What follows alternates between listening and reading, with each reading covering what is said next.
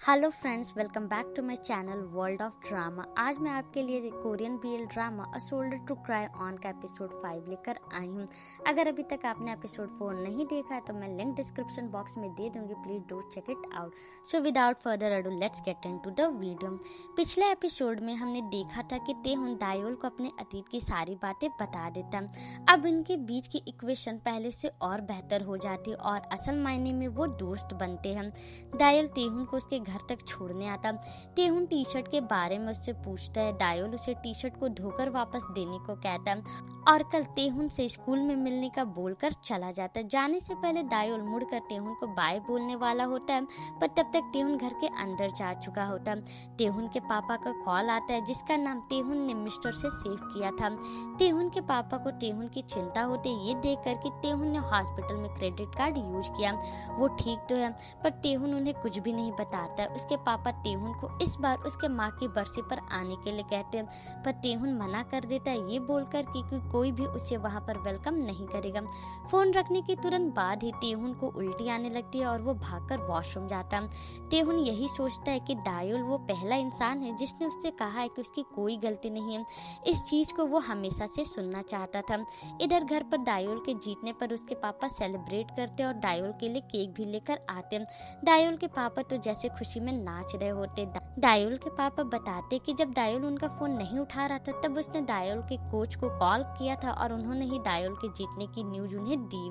उसके बाद वो दायोल के लिए कुछ खाने के लिए लेने चले जाते, लेकिन दायोल को अभी भी अपनी जीत की खुशी नहीं मिल पाती। अगले दिन तेहुन के मन में ये बात चल रही होती है कि वो एक्चुअली में कंफर्टेबल फील करता है जब उसे ये लगता था कि जो भी हुआ उसमें उसकी गलती, लेकिन अब जब उसने ये सुन लिया कि उसमें उसकी कोई गलती नहीं थी तो वो अपनी आगे की जिंदगी कैसे जिएगा। उस दिन तेहुन स्कूल नहीं जाता है। दायोल उसका इंतजार भी करता है। आर्चरी क्लब के जूनियर आपस में फाइनल मैच के बारे में बात कर रहे होते कि इस बार दायोल का मुकाबला तेयुक से है जिसे सिर्फ मिनजंग ही हरा सकता है। तभी दायोल वहां आता है और अपने बगल वाले जगह को खाली देखकर मिनजंग को याद करता है। जूनियर्स आपस में कहते हैं कि दायोल ने जीतने के लिए कंपटीशन के एक रात पहले जानबूझकर मिनजंग का कंधा तोड़ दिया था। दूसरी तरफ तेहुन फाइनली अपनी माँ से मिलने जाता है। तेहुन लेट से आने के लिए अपनी माँ से माफी मांगता है। वापस जाते वक्त तेहुन को उसके पापा और मासी मिल जाती है। तेहुन की मासी फिर से तेहुन पर गुस्सा करने लगती है और अपनी बहन के मौत का इल्जाम लगाती है। इस बार तेहुन भी अपनी मासी को मना करता है कि वो अपनी गिल्ट की वजह से उस पर इल्जाम लगाना बंद करे, लेकिन फिर भी उसकी मासी उसी पर इल्जाम लगाती, जिस पर रोते हुए तेहुन कहता है कि जो भी हुआ वो बस एक एक्सीडेंट था। उन्होंने कभी भी उसे घर से नहीं निकाला, ना ही वो घर के बाहर जाना चाहता था जिससे उसकी माँ उसे ढूंढने आए और उनका एक्सीडेंट हो। इन सब की वजह से वो भी सही से नहीं जी रहा है। वो 10 सालों से बस इसी गिल्ट के साथ है। वो भी चाहता है कि कोई उसे भी कंफर्ट करे। तेहुन के पापा उसके कंधे पर हाथ रखते, पर तेहुन उनका हाथ हटा देता है और उसे अकेला छोड़ देने का इल्जाम लगाकर जाने लगता है कि उसके पापा जबरदस्ती तेहुन को गले लगा लेते और जाने नहीं देते। तेहुन रोते रोते अपने पापा से यही कहता है कि वो एक ऐसा इंसान बन गया जिसे वो किसी को पसंद नहीं कर सकता। तेहुन अपने पापा के गले लगकर फूट फूट कर रोने लगता। रात को दायोल तेहुन को मैसेज करके पूछने वाला होता है कि वो आज स्कूल क्यों नहीं आया। उससे पहले ही तेहुन उसे मैसेज करके पूछता है कि वो क्या कर रहा। दायोल जल्दी से मैसेज करता है कि तेहुन ठीक तो है, वो स्कूल कब से आएगा। तेहुन बदले में पूछता है कि दायोल को उसकी चिंता हो रही है। दायोल हाँ टाइप करने वाला होता है कि तेहुन बताता है कि जब इसका बैंडेज हट जाएगा तो वो स्कूल वापस आ जाएगा। तेहुन का मन दायोल को थैंक यू बोलने का होता है, पर वो थैंक यू लिख नहीं पाता और अगले हफ्ते स्कूल में मिलने का आखिरी मैसेज करता है। सोने से पहले दायोल तेहुन का प्रोफाइल पिक्चर देखता है। अगले हफ्ते तेहुन सच में स्कूल आता है। तेहुन को देखकर दायोल स्माइल करता है और अपने दोस्तों के पास जाकर बैठ जाता है। नेक्स्ट सीन में तेहुन दायोल से चेक करने के लिए कहता है कि उसके चोट के निशान गए कि नहीं, क्योंकि वो अपने खूबसूरत चेहरे पर कोई भी दाग नहीं देखना चाहता है। दायोल को तेहुन के सर पर कोई भी निशान नहीं दिखता है। तभी वार्निंग वहां आता है और उन्हें साथ में देखकर जेलस फील करता है। वार्निंग दायोल को ताना देता है कि शायद आर्चरी क्लब में दायोल के कोई दोस्त नहीं है। दायोल वार्निंग को इग्नोर करके चला जाता है। वार्निंग तेहुन से शिकायत करता है कि आजकल वो तेहुन से मिल ही नहीं पा रहा। तेहुन वार्निंग को ओवर रिएक्ट करने से मना करता है और कहता है कि उसे दायोल के साथ रहने में मजा आता है।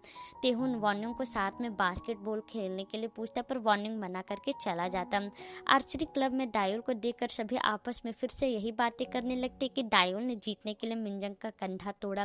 डायोल और कोच उनकी बातें सुनकर भी इग्नोर कर देते हैं।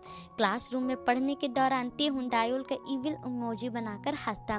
डायोल भी बदले में तेहुन के लिए कुछ लिखने वाला होता है कि तेहुन उसके हाथ पर बाइट कर देता है, जिससे डायोल जोर से चिल्ला देता है, जिस वजह से सभी का ध्यान उन पर चला जाता। टीचर उन दोनों को क्लास के पीछे खड़ा करके सजा देते। डायोल तेहुन पर गुस्सा करते कि उसकी वजह से उसे भी सजा मिल गई। तेहुन भी कहता है कि सजा उसकी वजह से नहीं बल्कि डायोल ने जो आवाज किया था उसकी वजह से मिली है। टीचर उनको क्लास डिस्टर्ब करने के लिए फिर से डांटती है।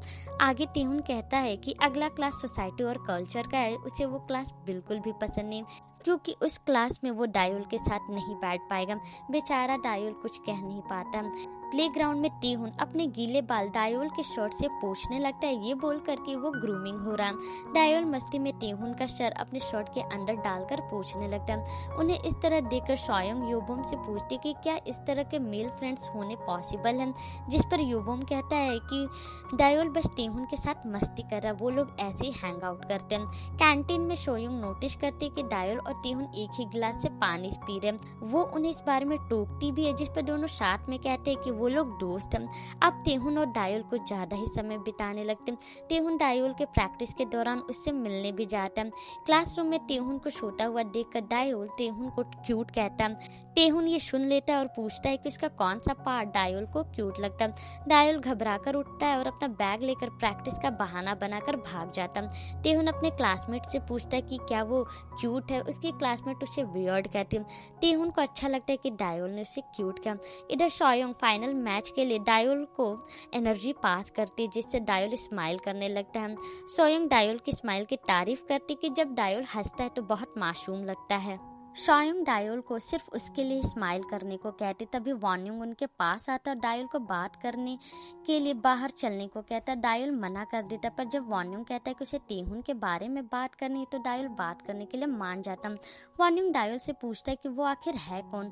तेहुन ने उसे इतना बुली किया फिर भी वो उसके साथ घूमता है। वॉन्योंग को बकवास करता देख डायोल जाने लगता है कि वॉन्योंग उसका कॉलर पकड़कर कहता है कि वो तो कब का उसे पीटने वाला था, पर तेहुन की वजह से उसने कुछ भी नहीं किया। डायोल अपना हाथ छुड़ाने की कोशिश करता है कि तभी वॉन्योंग उसके पास आकर कहता है कि वो जानता है कि डायोल तेहुन को पसंद करता, लेकिन शायद तेहुन उसके बारे में ऐसा नहीं सोचता होगा।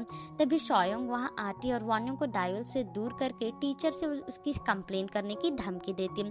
सोयोंग को डायोल की केयर करता देख वॉन्योंग सोयोंग से कहता है कि वो डायोल को इतना पसंद ना करे क्योंकि वो उसे रोते हुए नहीं देख सकता। उसके बाद वो वहां से चला जाता। सोयोंग डायोल को चेक करती कि कहीं वॉन्योंग ने उसे मारा तो नहीं। डायोल सोयोंग को आज वाली बात किसी को नहीं बताने के लिए रिक्वेस्ट करता है। सोयोंग अपना मुंह बंद रखने का प्रॉमिस करती है। नेक्स्ट सीन में कोच सभी को फाइनल मैच की वजह से इस हफ्ते तक हर सुबह फिजिकल ट्रेनिंग करने के बारे में बताती है। सभी स्टूडेंट चले जाते हैं पर कोच डायोल को कुछ बात करने के लिए रोक लेती है। कोच डायोल को समझाती है कि उसे दूसरों की बातों पर ज्यादा ध्यान नहीं देना चाहिए। वो लोग ऐसा इसलिए बोल रहे क्योंकि वो लोग मिनजंग को मिस कर रहे हैं। डायोल को इस वक्त वो करना चाहिए जो जरूरी है।